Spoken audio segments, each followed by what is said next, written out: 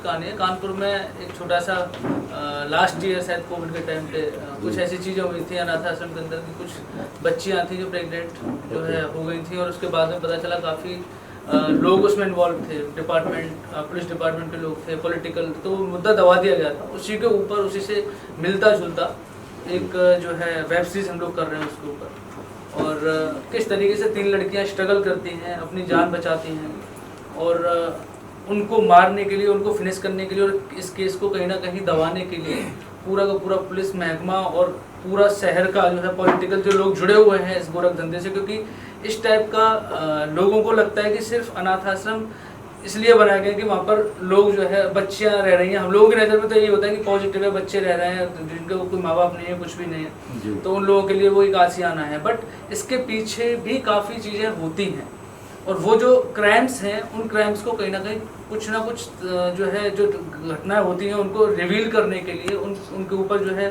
थोड़ा सा हम लोगों ने मंथन किया कि स्टोरी जब निकल के आई कोई कोविड के टाइम पे तो कुछ ना कुछ इसमें रियलिस्टिक होगा। तो उसके ऊपर हम लोगों ने एक कहानी को जो है बनाया, और कहानी को जो बेस्ड किया कि किस तरीके से लड़कियों के साथ में गलत होता है, बच्चों के साथ में गलत होता है, उसको लेकर के पूरा जो है हम लोगों ने पूरी रूपरेखा बना करके इस कहानी को बनाया। और पूरा का पूरा सर का रविंद्र सर का कंटेंट है, और इसको हम लोग जमशेदपुर झारखंड में शूटिंग करने जा रहे हैं। दैट्स जो है कैरेक्टर है, और अपने पंकज बेरी सर इसमें फिल्म के अंदर जो है एक बिजनेसमैन का कैरेक्टर कर रहे हैं। कि कहीं ना कहीं हर इंसान बड़े लेवल का जब इस टाइप का क्राइम होता है तो उसमें बड़ा ही लेवल जुड़ा होता है किसी भी शहर का, क्योंकि छोटे स्तर से इस तरीके की एक्टिविटीज़ को अंजाम नहीं दिया जा सकता। क्योंकि इसमें लड़कियों के साथ में लड़कियां प्रेग्नेंट होना, लड़कियों के साथ में इतना सब कुछ होना, तो it's not a small deal, it's a very big deal. तो उस टाइप का जो है कंटेंट है देखने में मजा आएगा। मैं पूरी स्टोरी तो रिवील नहीं करूँगा, नहीं वो सही है, but it's very beautiful. Subject भी अच्छा है, और आज के माहौल के हिसाब से जो आज ये सत्ता चल रही है बेटी पढ़ाओ बेटी बचाओ का जो उसमें सब कुछ हम लोग लेके जा रहे हैं कि बेटियों के लिए गवर्नमेंट इतना कुछ कर रही है, हर इंसान की जवान पे बेटियों के लिए सब मैसेज आप दे रहे हैं, वेल एंड गुड, बहुत अच्छा कॉन्सेप्ट है। और मेरी तो ये तमन्ना है कि ये पिक्चर आपकी सुपरहिट हो और अच्छी हो, और लोगों को एक मैसेज मिले। और लिहाजा जहाँ तक है कि जहाँ तक सिद्धांत रहे कि एक लड़कियों को एक नई रास्ता मिलेगा, उसकी इज्जत उसकी आबरू बचाने के लिए जो आप ये एक बॉलीवुड में ये कॉन्सेप्ट पेश कर रहे हैं, तो हमारे ख्याल से ये इससे बेहतर सब्जेक्ट नहीं होगा, और एक मैसेज जाएगा गवर्नमेंट को। और क्योंकि सबकी माँ बहन है, सबके साथ में इंसाफ होना चाहिए, इस मुद्दे पे हम लोग कर रहे हैं कि शायद हम लोग को सरकार भी सपोर्ट करे, इसमें मुद्दे को उठाया हूँ। और हमारे डायरेक्टर साहब बहुत ही काम किए हुए हैं, और हम लोग चाहेंगे कि बहुत ही अच्छा लोकेशन में शूट करें इसको, और अच्छी चीज़ें दिखाएं हम लोग, जो लड़कियों के ऊपर अत्याचार जो होता है वो ना हो। देखिए आपके लोग, अगर डायरेक्टर साहब आपके अच्छे हैं, आपके लोग सर्कल में अच्छे हैं, तो चीज़ें भी अच्छी बनती है। आपका सर्कल, आपके लोग अगर सब एक दूसरे को सहयोग, एक दूसरे को सपोर्ट करेंगे, तो उससे आदमी का और आगे चलने का रास्ता बनता है। एक दूसरे से जुड़ गए तो दूसरा तीसरा, अगर एक आदमी भी गलत निकल गया तो प्रोजेक्ट वहाँ रुक जाता है। मेहनत कामयाबी सब देने वाला ऊपर वाला, और मेरा सोच ये है कि तरक्की आप लोग की हो जाए, तरक्की के हर साख पे हो तीनों का नाम। हमारे टीम में जितने भी लोग हैं बहुत ही अच्छे लोग हैं, ऐसा नहीं होना चाहिए कि बीच में रुकेगा, रुकने दें करेंगे। इसके बाद में भी पहले ये हम लोग की शुरुआत है पार्टनरशिप में, इसके पहले भी मूवी मैंने बनाया हूँ जो उन्होंने रिलीज भी किए थे। फिल्म हमने देखी, आपकी खुन्नस अच्छी गई नेटफ्लिक्स पे, और बहुत अच्छा लगा। रविंदर जी, 2 शब्द आप अपने प्रोजेक्ट के बारे में क्या कहना चाहेंगे? सर नए प्रोजेक्ट सर आप हैं तो आपको कुछ 2 शब्द बताइए। आपका फिल्म ऑडियंस यहाँ बैठे हुए हैं, कुछ आपको बोलना पड़ेगा सर। नहीं, ये कहानी मैंने खुद अपने ऊपर और अपने समाज के अंदर देखी गई थी, और फिर ये कहानी को मुद्दे को लेकर हमारी संजीव जी की बातें हुई, और जब इन बातों को लेकर फिर इसमें मेरा साथ संजीव जी ने दिया इस स्टोरी को, जो निरेशन और जो आज हमने जिस मुकाम पे लेके आए स्टोरी को, संजीव जी का सहयोग रहा है। देखिए मेन तो पूरा डायरेक्टर कैप्टन होता है, पूरे कमांडर पूरी फौज को लेकर चलने वाला। कमांडर अगर आपका सही है तो आपका पूरे यूनिट निकल जाए। आप आइए। आश्रम का अनाथ आश्रम के अंदर एक वार्डन है और वार्डन का एक राइट हैंड है, जिसके कहने पे सारा चीज़ कह सकते हैं उसको हिंदी में बहुत कॉमन बोलते हैं दलाल। तो वो जो ऑपरेट करता है लड़कियों को कहाँ पहुँचाना है, कहाँ से उसको बिजनेस उठाना है और वो उठा करके बिजनेस डिस्ट्रीब्यूट करना है, वो सारा का सारा जो है जैसे लाइक अभी आश्रम आई थी तो आश्रम के अंदर एक कैरेक्टर था, यस दैट वन, वो जो कैरेक्टर था वो सेम उसी टाइप का कैरेक्टर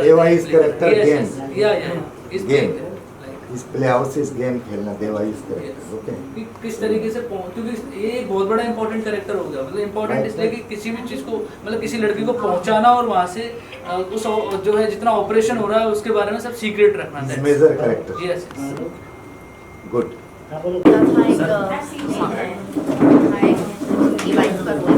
वेरी गुड, बहुत अच्छा।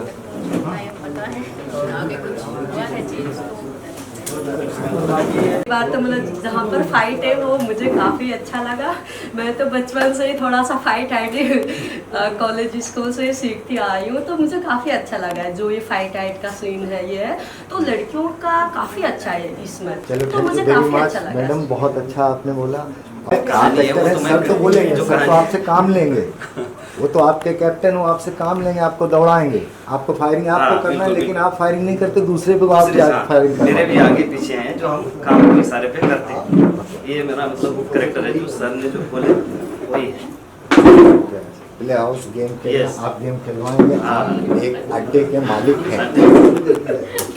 Very nice, good. ये कैरेक्टर डिप्रेशन वाला कैरेक्टर है। ये आप ये सोचो कि आप दूसरे सदस्यों का कैरेक्टर आप निभा रहे हो। सड़क फिल्म में जो सदस्य आशिया क्या है और क्या ग्रैंड मुहूर्त हुआ, यहाँ पे इतने लोग आए आपको आशीर्वाद देने के लिए, क्या कुछ कहना चाहेंगे? क्या है आज का ये कार्यक्रम क्या है बेसिकली, और आशिया क्या है उसके बारे में थोड़ा सा बताएं जी। आशिया एक बहुत ही अच्छी कंटेंट है जिसको हम लोग काम कर रहे हैं, और ये लड़कियों के ऊपर है कहानी, और हम लोग चाहते हैं कि पब्लिक को मैसेज दें। बहुत एक अच्छी मैसेज है इस मूवी के अंदर जो हम उसको लाना चाह रहे हैं मार्केट में, और पब्लिक मुझे सपोर्ट करे, और आप लोगों का मुझे आशीर्वाद और प्यार की ज़रूरत है, और हम लोगों ने इसको और क्या क्या चाहिए वो भी बता दीजिए साथ में। सर मुझे सबका प्यार आशीर्वाद चाहिए। जब तक आप लोग आशीर्वाद देंगे नहीं तब तक आगे बढ़ेंगे नहीं, और आगे बढ़ने के लिए सबका प्यार चाहिए, आशीर्वाद चाहिए, सहयोग चाहिए, तभी हम लोग आगे बढ़ेंगे। अच्छा, अभी आपने चर्चा की कि लड़कियों पर है। हाँ। ये लड़कियों पर ही क्यों बनाया आपने, और क्या इसका वजह क्या है इसके पीछे की? हाँ, इसका वजह ये है कि जो स्टोरी है बहुत ही अच्छा है, और ये लड़कियों के ऊपर इसलिए कि वो लोग ऊपर बहुत अत्याचार लोग करते हैं, ठीक है। इसमें क्राइम जो है छोटे से लेकर बड़े सब लोग करते हैं, पुलिस वाले इन्वॉल्व है, नेता लोग इन्वॉल्व है, बहुत सारे लोग इन्वॉल्व होते हैं जो किसी को पता नहीं चलता है कि हो क्या रहा है।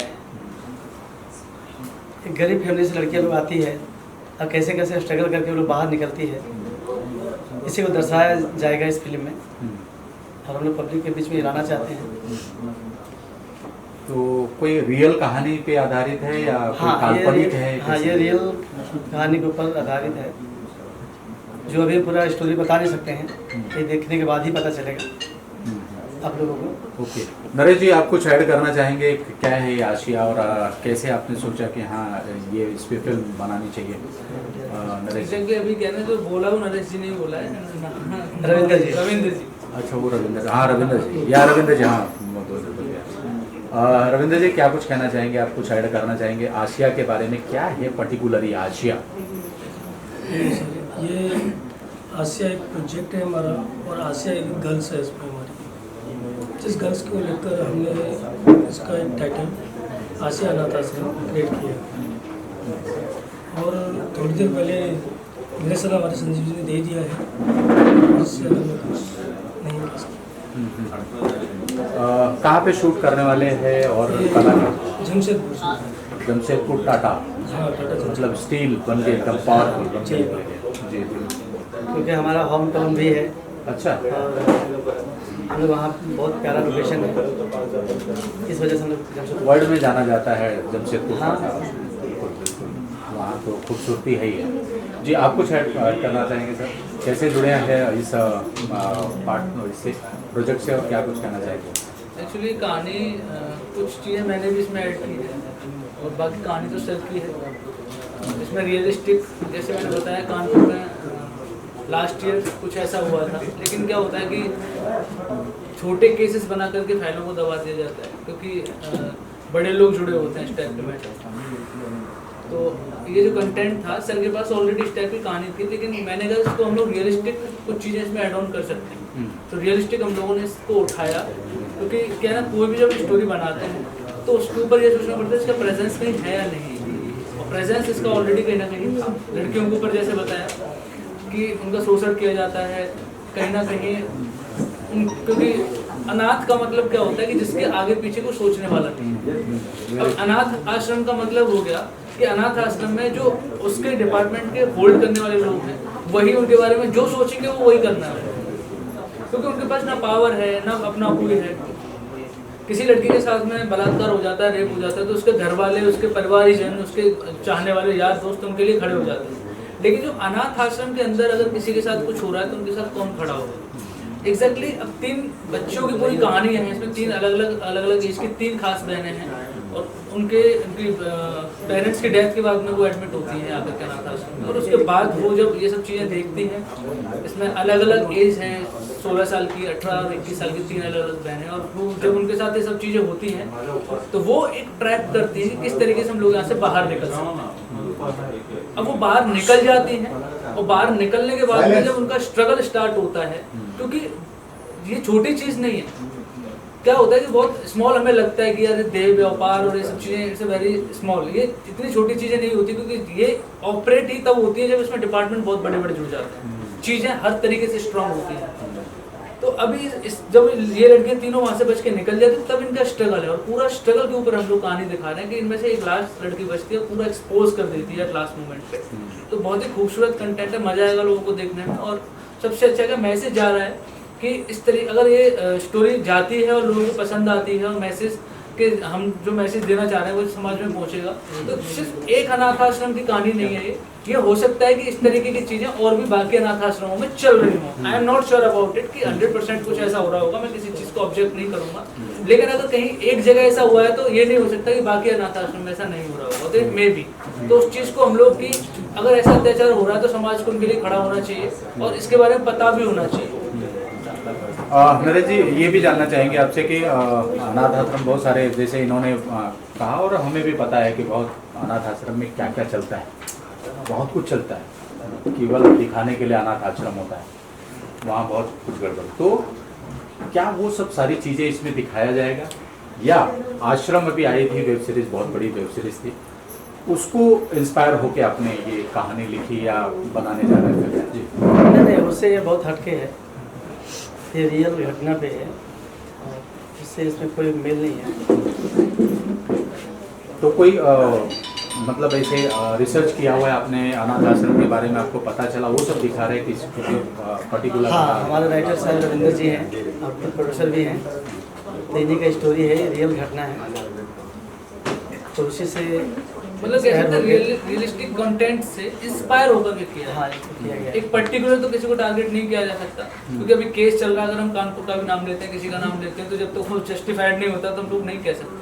लेकिन क्या है कि इससे हम लोग इतना कर सकते हैं कि हाँ ऐसा कुछ हुआ है, क्योंकि एलियंस हैं, लोगों ने देखे नहीं देखे अभी जस्टिफाइड कुछ भी नहीं है, लेकिन फिल्में बनी हैं, अभी हो सकता है वैसा एलियन हो, अभी उसी टाइप से कि हम लोगों को जब इस टाइप की जो है कहानी हम बना रहे हैं, और कंटेंट्स ऐसे, चीज़ें ऐसी हुई हैं, हैपनिंग्स ऐसी हुई हैं, तो हम उन हैपनिंग्स को बस ये दिखाना चाह रहे हैं कि ऐसा हो सकता है, तो उनके ऊपर मंथन करना चाहिए, सरकार को भी, लोगों को भी, आम जनता को भी। तो या रविंद्र जी कुछ ऐड करना चाहेंगे कि क्या आपके मन में आया कि हाँ इस सब्जेक्ट पे फिल्म बनानी चाहिए? क्या कुछ आपने देखा था, या रियल लाइफ में आपके साथ कुछ ऐसी घटना हुई थी जो कि आपने ये इंस्पायर हुए और आशिया बना रहे आप? नहीं, रियल लाइफ में कुछ मेरे साथ तो नहीं हुआ, और समाज में बहुत कुछ हो रहा है, इसको देखते हुए का स्टोरी का दर्शन देखते हुए हमने प्रोजेक्ट को बनाया। ज़्यादा तो समझा कि समाज को एक मैसेज, एक समाज को नई दिशा, और एक नारी के प्रति इस स्टोरी को हमने ओके, चलिए नरेश जी कुछ कहना चाहेंगे? जब ये आएगी, लोग देखें, क्यों पार्ट इसका बने, क्या कुछ खास बात है, कुछ कहना चाहेंगे, अपील करना चाहेंगे लोगों से? हाँ ज़रूर, क्यों नहीं। जब अच्छी चीज़ें बनती है तो पब्लिक भी पसंद करते हैं। और एक मैसेज है समाज के ऊपर, समझ गए ना, एक मैसेज है। मैं तो समझ गया, इन लोगों को समझाओ, ये जो आपके दर्शक हैं जी। तो मैसेज है, तो हम लोग चाहेंगे कि इसका पब्लिक को पसंद है, इसका पार्ट 2 भी हम बनाएं। चलिए, wish all the best, thank you so much होंगी आसिया के लिए। और खास करके आपको ये कहानी कितनी पसंद आई और क्यों आप इसके पार्ट बन रहे हैं, क्या वजह है इसका, और क्या कुछ कहना चाहेंगे डायरेक्टली? सबसे पहले आपका मैं आभारी हूँ, हमारी पूरी टीम आपका आभारी है, क्योंकि आप यहाँ पे आए, हमारे आशीर्वाद दे रहे हैं और हमें बड़ा कवरेज दे रहे हैं। इसके लिए हमारी टीम से मैं आपका आभारी हूँ। ये आशिया, ये जो कथा है, ये जब मुझे हमारे दिग्दर्शक साहब ने बताई तो ये सत्य घटना के ऊपर आधारित है, मुझे बहुत अच्छी लगी। और कमिश्नर का मेरी भूमिका है वो नकारात्मक भूमिका है, उसका सफ़र उन्होंने बताया इस कथा में, वो कैसा सफ़र है, वो सफ़र मुझे अच्छा लगा। भले वो नकारात्मक है लेकिन इस कथा के लिए वो अहम है, उसके नकारात्मक भूमिका की वजह से ये कथा बनी है और उसके ऊपर खड़ी हुई है, इसके लिए वो भूमिका मुझे अच्छी लगी। और मैं कोशिश करूँगा कि मेरा 100% दूँ इस भूमिका को निभाने के लिए। और कथा बहुत अच्छी है, हम ये जमशेदपुर में शूट करने वाले, इसका चित्रीकरण होने वाला है। जल्द से जल्द ये सिनेमा हम पूरा करेंगे और दर्शकों के लिए जल्द से जल्द ये सिनेमा में आने वाला है।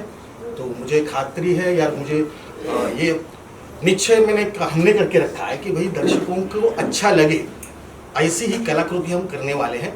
और शायद हमारी ये कोशिश दर्शकों के ऊपर ही है कि ये कितनी सक्सेस हुई है, हम यशस्वी हुए हैं, वो दर्शक बताएंगे। कमलेश जी थोड़ा अपने बारे में भी बता दें, क्या किए इसके पहले और क्या कुछ मैं तो जानता हूँ लेकिन दर्शक जानना चाहेंगे जी। नमस्कार, मैं कमलेश तुकाराम सावंत, मैं मराठी थिएटर से हूँ। मेरे गुरु विजय खानविलकर जी। तो मैंने मराठी थिएटर 89 से शुरू किया, राज्य नाट्य स्पर्धा, वहाँ से मैंने 2 अंक की नाटक की स्पर्धा होते थे। और 96 को मैंने पहला कैमरा फेस किया। मेरी पहली फिल्म है राजकुमार संतोषी जी डायरेक्टर, खाकी, ये मेरी पहली मूवी थी। और हाल ही में दृश्य मूवी मेरी आगे चली गई 2014 में, उसमें मैंने सब इंस्पेक्टर गायतोंडे की भूमिका निभाने की कोशिश की थी। तो वैसे उसके पहले फोर्स थी, निशिकांत कामत दिग्दर्शक थे, दृश्यम भी उनकी फिल्म थी। तो ये सफ़र है। और मराठी सिनेमा मैंने बहुत किए हुए हैं, क्योंकि मैं मराठी थिएटर से हूँ। और हिंदी सिनेमा 12-15 सिनेमा किए हुए हैं और अभी तक वो सफ़र जारी है। ये शायद मेरी 18वीं या 17वीं फिल्म होगी। तो ये भी कोशिश है कि इसके बाद भी ये सफ़र जारी रहे, वही कोशिश मेरी तरफ से रहे। चलिए, wish all the best, thank you so much. आपने सुना कि हाँ ये इस तरीके की वेब सीरीज या फिल्म बन रही है, तो आप कितने एक्साइटेड है और क्या कुछ कहना चाहेंगे आसिया के बारे में? देखिए, आसिया अनाथ आश्रम, इसे समझ में आता है आसिया एक कोई लड़की है, जैसा अभी हमारे प्रोड्यूसर साहब रविंद्र जी, नरेश जी ने बताया, उसे यही लगता है कि ये लोग आज के समाज के जो बुराइयाँ कृतियाँ हैं उस पर इन्होंने उजागर करने की कोशिश की है। खास करके आप ये देखते होंगे कहीं पे बलात्कार होता है, कहीं लड़कियों पे छेड़छाड़ होता है। तो इस तरह की जो समाज की कुरीतियाँ हैं, समाज में जो कुरीतियाँ अभी चली आ रही है, पूरे हिंदुस्तान की एक कथा है, सिर्फ किसी एक जगह कोई बात नहीं कर रहा, ये लोग उजागर करने की कोशिश कर रहे हैं। मैं काफ़ी सपोर्ट करता हूँ इन लोगों को, ऐसे प्रोड्यूसर्स, डायरेक्टर और राइटर्स को। मैं राइटर्स का नाम भूल गया, जो हमारे रविंद्र जी, अच्छा नहीं राइटर्स जो अच्छा रविंद्र जी है, इन्होंने जो कहानी लिखी है और ये सत्य घटना पर आधारित है। मैं तो बेटियों को काफ़ी सपोर्ट करता हूँ। इवन मैं एक ऐसा संस्था चलाता हूँ, विश्व प्रेम, जो वर्ल्ड लेवल की संस्था है, जिसमें अगर किसी बेटी का शादी होता है तो मेरे तरफ से 5 का दान जाता है, डोनेशन होता है। ये मैं कम से कम 10 साल से कर रहा हूँ। तो यह मेरे लिए बहुत ही अच्छी बात है, इसलिए मैं यहाँ पे आया था, क्योंकि मैं एक मैनेजिंग ट्रस्टी हूँ किसी विश्व प्रेम का।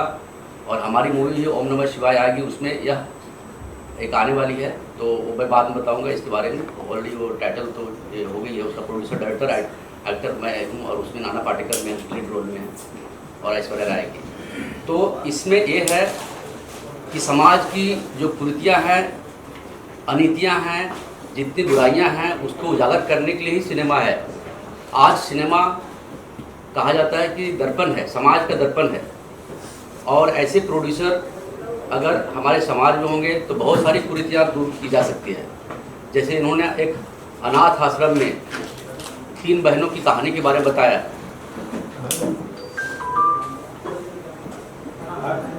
3 बहनों की कहानी के बारे में बताया। हो सकता है वो सहेली होंगी या बहन होंगी, मुझे पता नहीं, लेकिन इस तरह से बहुत सारे होते हैं। इसमें समाज में ऐसा मैसेज जाएगा, ऐसा मैसेज पास होगा कि इस तरह से, लेकिन इसके ऊपर जो कंक्लूजन होगा कि जो भी इस तरह से करते हैं उसके ऊपर कड़े से कड़े संबंध हो, वो कमिश्नर हो, इंस्पेक्टर हो या मिनिस्टर हो, उसका लास्ट में ऐसा होना चाहिए कि उसको भुगतना पड़े। चाहे वो मिनिस्टर हो सकता है या मंत्री हो सकता है, कोई भी मंत्री हो सकता है, उसको जो लास्ट के इसमें इस मेरे तरफ से सजेशन होगा कि वो मंत्री मिनिस्टर कोई भी हो सकता है, उसको उचित दंड मिलना चाहिए। आश्रम में मैं एक नेगेटिव किरदार कर रहा हूँ और मतलब जो रोल प्ले करना है वो काफ़ी अच्छा है। तो एक नेगेटिव किरदार जो होते हैं, जो पूरे माफिया का गेम चलाते हैं, उसी किरदार में हूँ। और इसमें और बड़े बड़े जो कलाकार हैं, मुझे अभी क्या ये मैं दूसरी फिल्म कर रहा हूँ, तो मुझे भी अच्छा लग रहा है कि ये फिल्म करने में कि मैं बड़े लोगों के साथ काम कर रहा हूँ। मेरी पहली फिल्म आई थी खुन्नस, उसमें भी मैं मेन विलन था, और इसमें भी काफ़ी बड़ा किरदार कर रहा हूँ। अभी भी खुन्नस में ही लग रहा है तो काफ़ी अच्छा लग रहा है कि मैं मतलब एक अच्छा चैलेंजिंग बातें जा रहा हूँ, कर रहा हूँ, तो मुझे खुशी मिल रही है। चलिए, थैंक यू। क्या होगे आशिया में, क्या कर रहे हो, क्या किरदार है आपका और कितने एक्साइटेड हो आशिया को लेकर? दीपक। पहले तो सबको मेरा नमस्कार। हमारे नरेंद्र भाई हैं, नरेश जी हैं, पूरी टीम के साथ सब एक दूसरे के सपोर्ट से काम कर रहे हैं और सब एक्साइटेड हैं। पहले भी 3 फिल्म में काम कर चुका हूँ, एजेंट, अभी रेड फॉरेस्ट कर चुका हूँ, ब्रेक करती दिखते हैं, और अभी ये वेब सीरीज़ करने जा रहा हूँ इनके साथ। अपने नरेंद्र जी हैं डायरेक्टर साहब, अपने रविंदर जी हैं, उनके साथ में काम कर रहा हूँ। और मेरा इसके अंदर एक होता है, एक उसका रोल है, और इसके अंदर में मंत्री होते हैं और अधिकारी हैं, लड़की सप्लाई करने का मेरा काम है। और तो इसमें मतलब इससे यही शिक्षा मिलेगी कि ऐसे काम नहीं हो, और जो उच्च अधिकारी और ये मंत्री वगैरह होते हैं ये लड़कियों के साथ मिसयूज़ करते हैं, तो उसके अंदर यही दिखाने की कोशिश की गई है। दीपक, पूरी कहानी बता दोगे तो निकाल देंगे तुमको, पूरी कहानी मत बताओ, शॉर्ट में बताओ। दीपक, हाँ ऐसा ही है, माफिया का रोल है और इसमें बहुत ही अच्छा एक्साइटेड हूँ करने के लिए। लेकिन माफिया तो अच्छा नहीं आपको आया, उस समय बना जाएगा ऐसा। माफिया तो लगते नहीं सकल से यार, तो बड़े अच्छे इंसान लग रहे हैं। कुछ बना जाएगा। अच्छा, गेटअप में गेटअप के अंदर बाल ऐसा करके पूरा बाल बुलाव रहेगा। हाँ हाँ, ऐसा। अच्छा, very good, very good. Thank you. चलिए, आप कुछ कहना चाहेंगे सर? मैं ये कहना चाहूँगा कि आसिया प्रोडक्शन प्रोड्यूसर को सबसे पहले तहे दिल से शुक्रिया और धन्यवाद।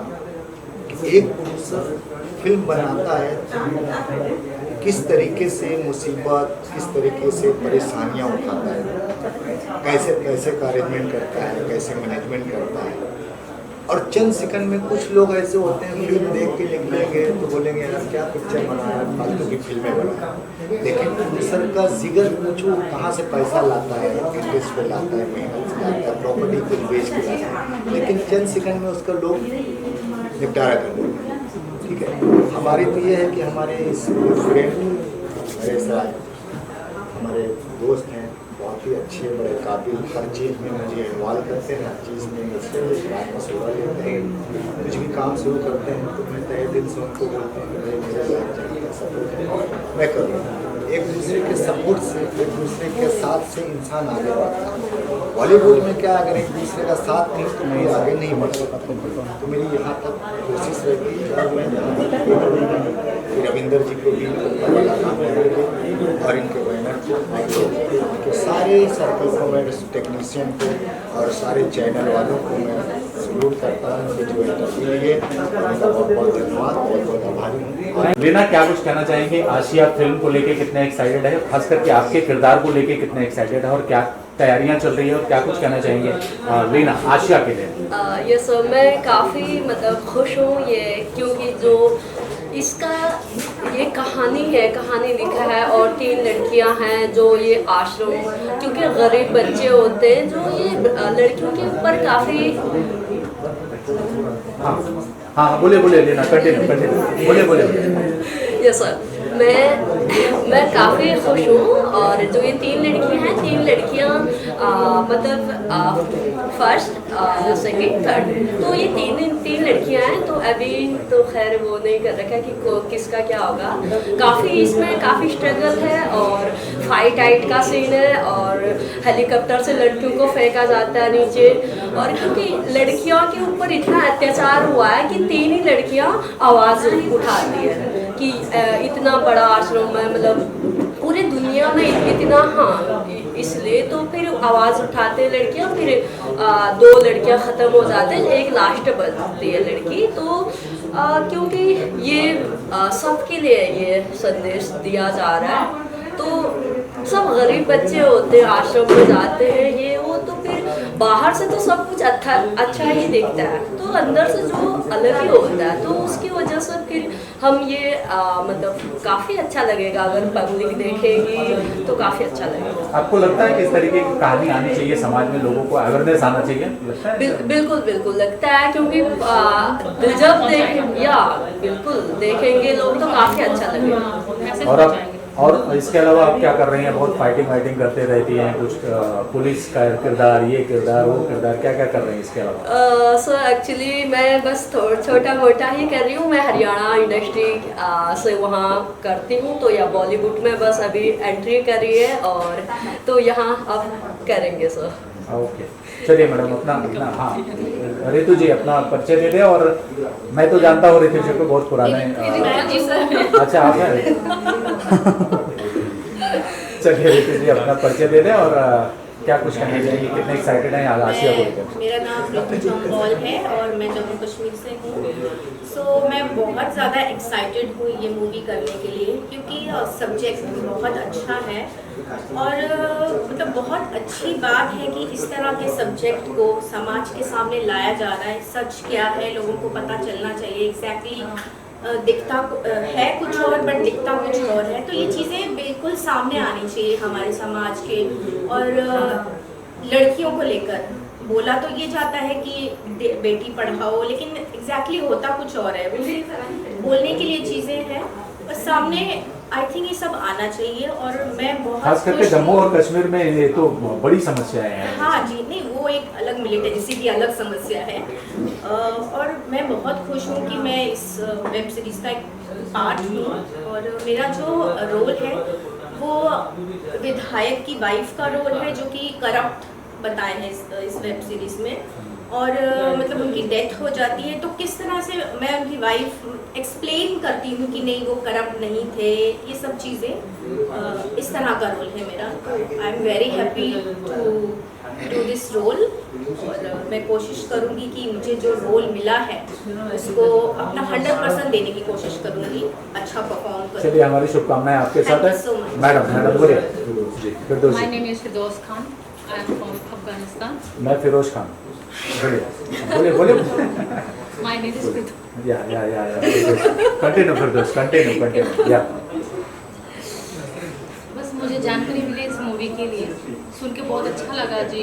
ये इस तरह मूवी बहुत कम आते हैं। अच्छा, तो बस मुझे नहीं पता मुझे क्या कैरेक्टर दिया है, अभी डिसाइड नहीं हुआ। देखते क्या होता है, जो भी होता है इंशाल्लाह बहुत अच्छा होगा। और जो कैरेक्टर ये जो मतलब जो कहानी उन्होंने लिखा है टाइटल बहुत अच्छा है। सबको देखेंगे, सबको अच्छा लगेगा देखने के बाद। आई होप सो, क्योंकि इस तरह से कहानी बहुत कम आने लगी और जिस तरह की कहानी इस तरह कहानी आएंगे जब देखेंगे लोग, तो ये रितु जी ने जो बोला सही है, जो दिखा दे कुछ और होता कुछ और। बस आप लोग इंतज़ार करो, वो खड़ी आ जाएंगे, देख लेना। और